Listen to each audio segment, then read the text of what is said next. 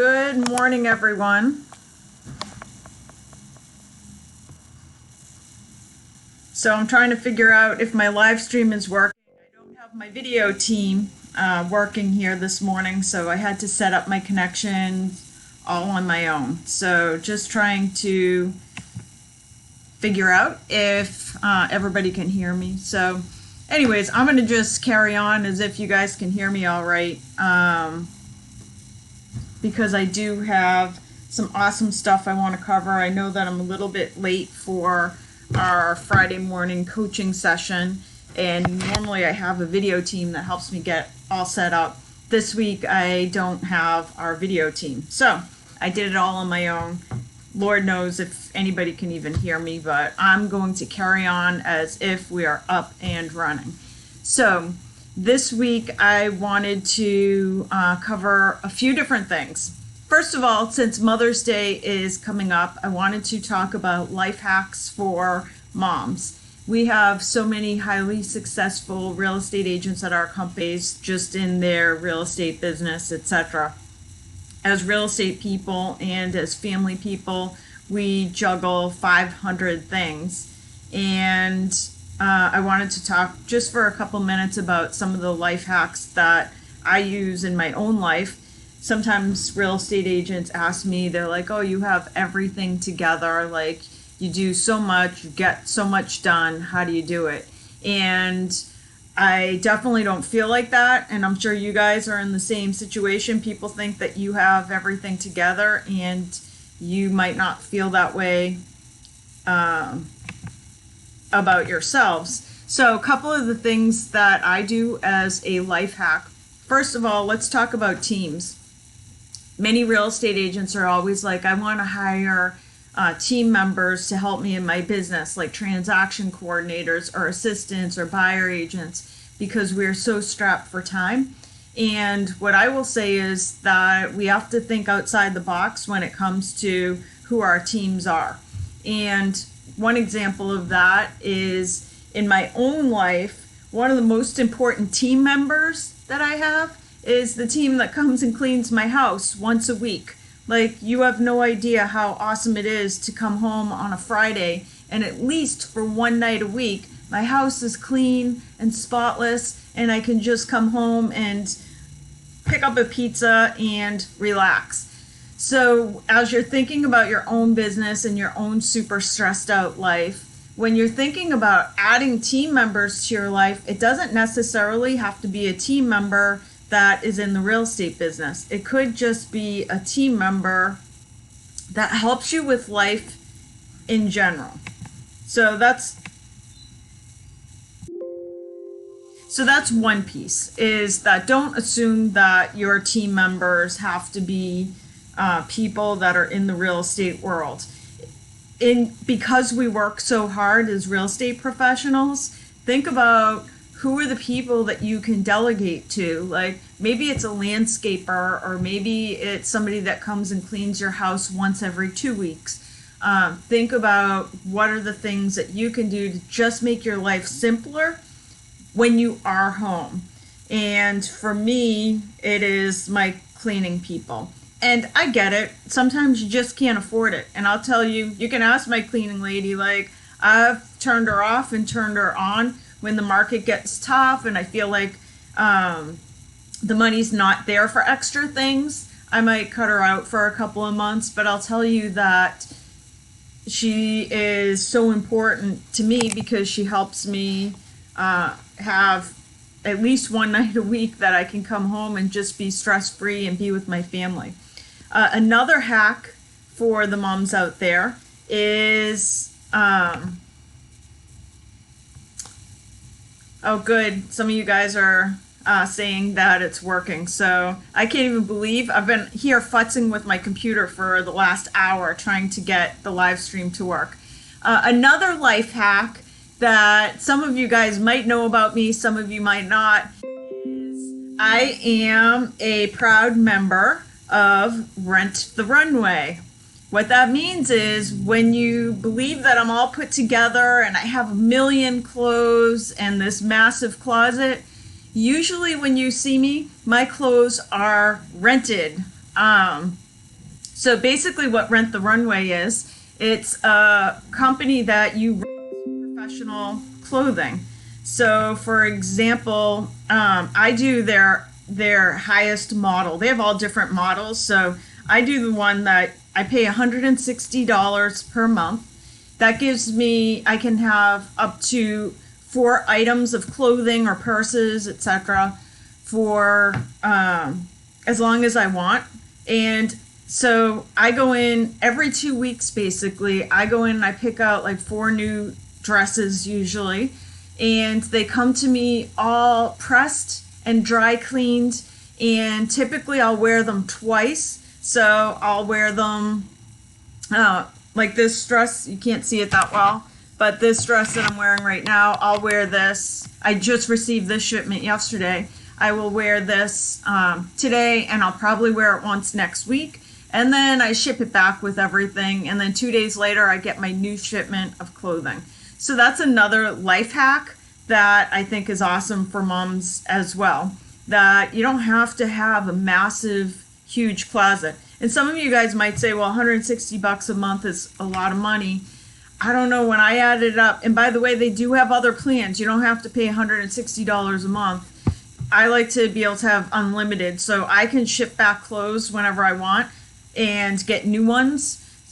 They have other plans that are a little more limited, but I'm a huge proponent of showing up in a business outfit to work every day.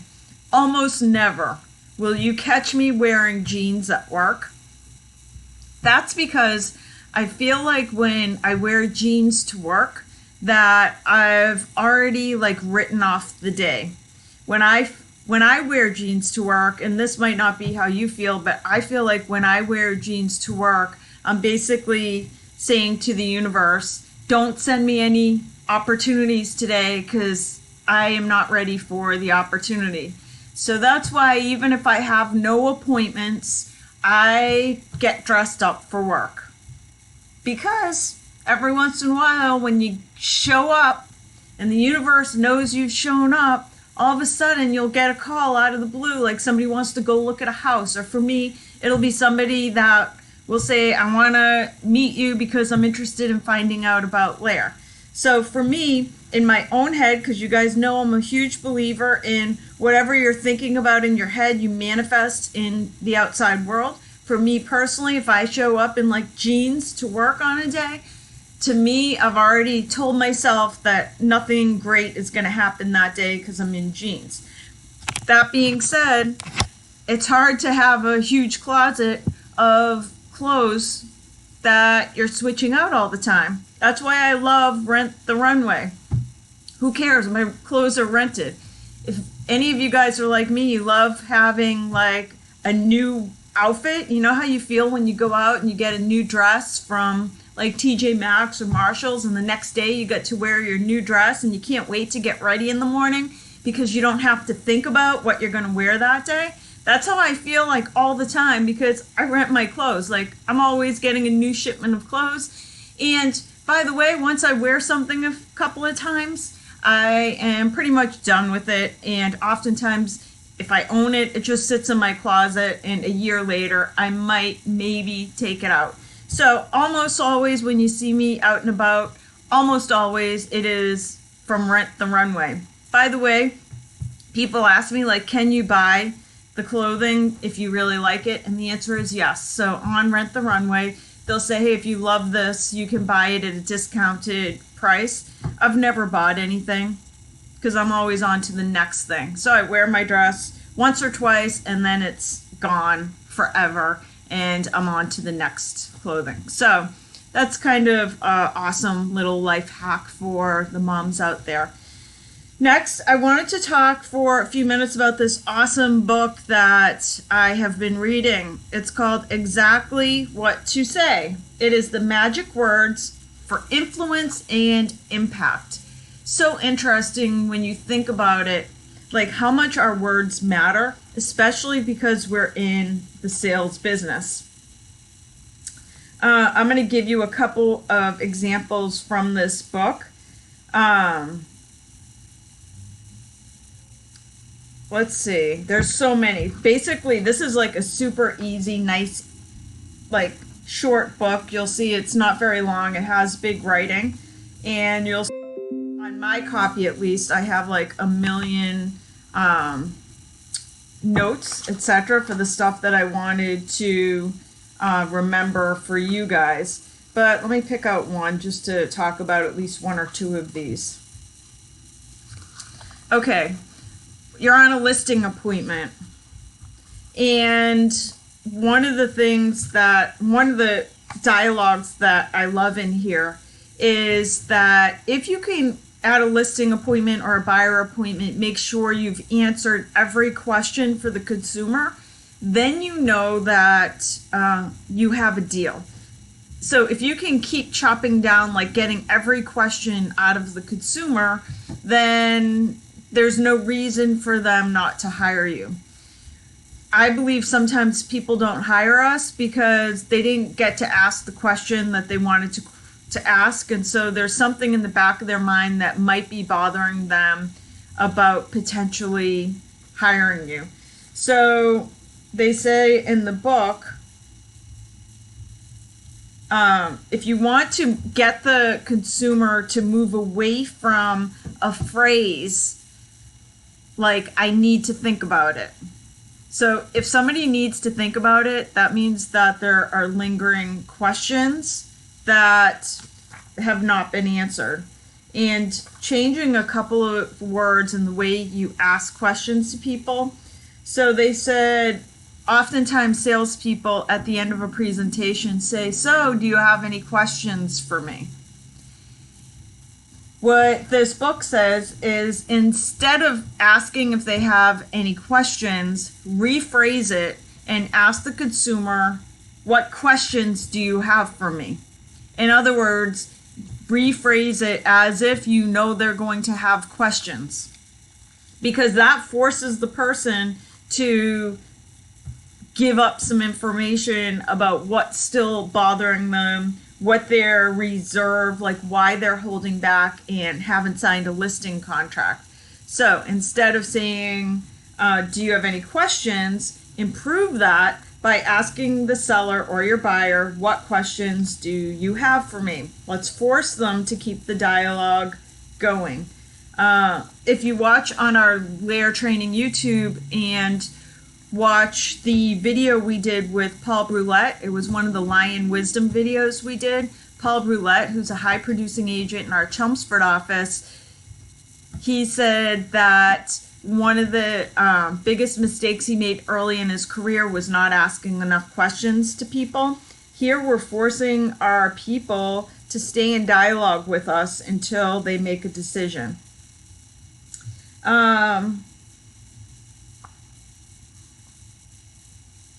Let's see, I want to find a couple others. This book has probably about 50 different awesome words and phrases.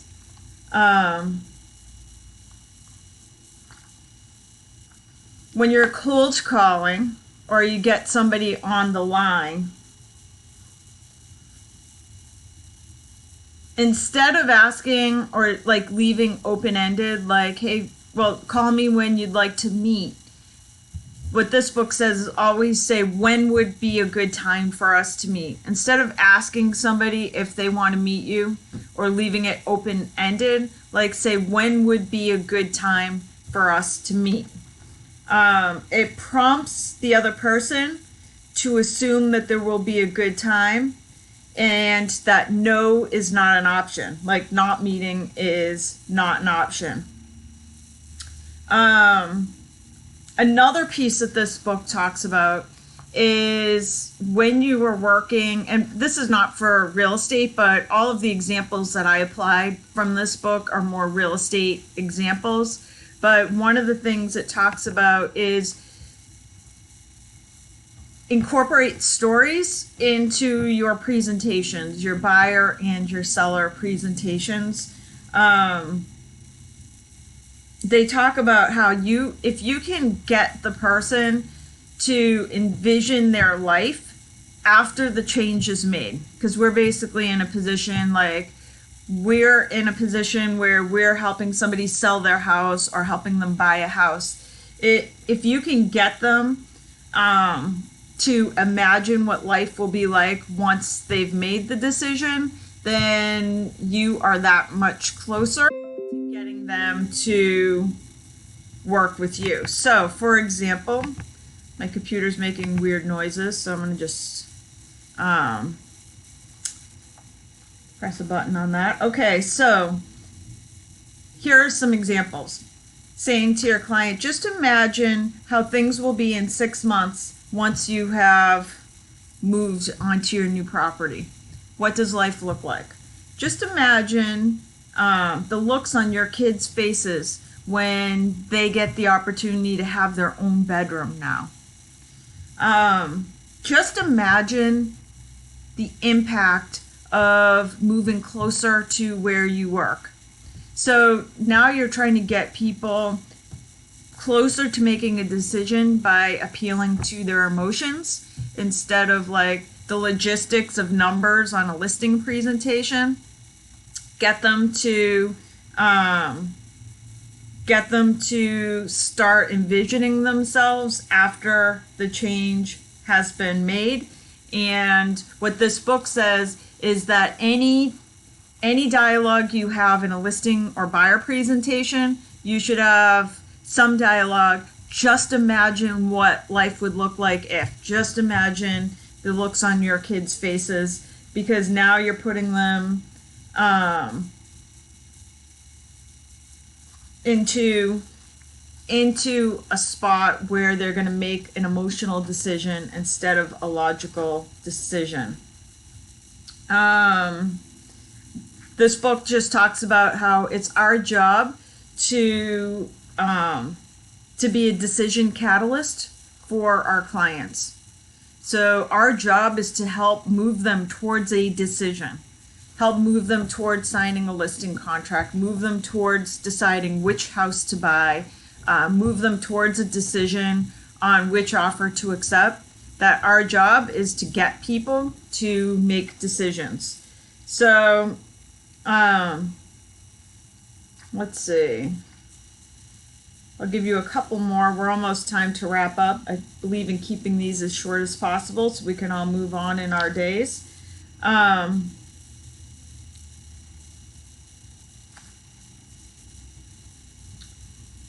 Okay, the next piece of advice, it says, human beings like to do what everybody else do. So they said, if you're at an appointment, like a listing presentation or a buyer presentation, many people get stuck because they're not good at making decisions. So your buyers and sellers might be stuck in choosing which real estate agent to work with. They might be undecided as to whether they should keep their appointment with the next listing agent. So sometimes you're going up against two other real estate agents and they can't decide whether they should keep their appointments. So one of the things, two of the words they say in this book that inspire people, human beings, to make decision, two words: most people. So incorporate into your dialogue this idea of what most people do. So for example, you're on a listing presentation. They've made it clear that they have set up appointments with 3 different listing real estate agents. And you go through your entire presentation, you ask questions, you say the magic words like, what questions do you have for me, to assume that they still have questions. Then you ask questions like, do you feel that I would do a great job in representing this property and getting it sold quickly? Then when they say yes to that, if you can incorporate the words, what most people do at this time. So if you said, well, what happens with most people that I work with is that they feel very comfortable once I've gone through the entire presentation And most of the people that I work with end up just signing the agreement right then and there so that we can get started right away, scheduling the photographer, doing the staging, decluttering, getting the property ready.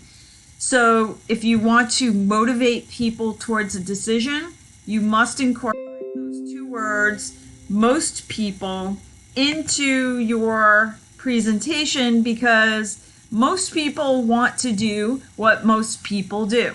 So you want to encourage your client to make a decision and say, well, most people, what they do is decide once I've gone through the presentation that they're ready to make a decision.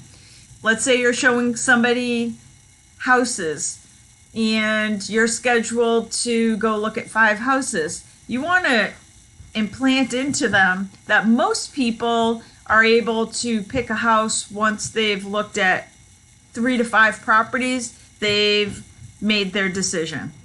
So implant into people what most people do, because that's going to be like rummaging around in the back of their head as they're working their way towards making a decision. Let's see if I can pick one more.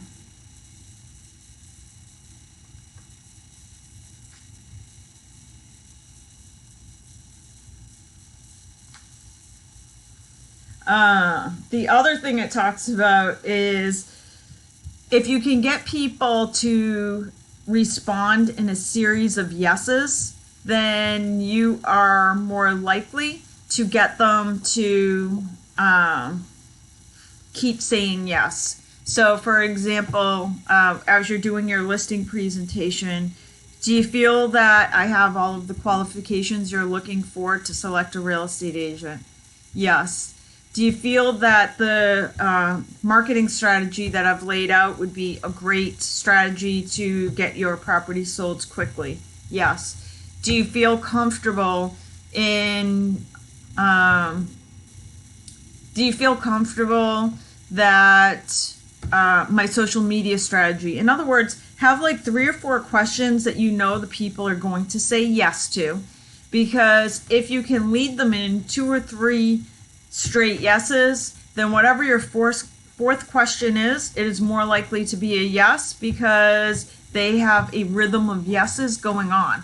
So, do you feel that I have all the qualifications to properly market your home? Yes. Do you feel that the strategy that I've shown you would get you the most money in the least amount of time? Yes. Do you feel like I know the neighborhood better than most real estate agents in this market? Yes. Do you feel that the fact that I've sold other properties in this area means that I am well suited to represent this property? Yes. Then you go in for the question that you really want the yes on.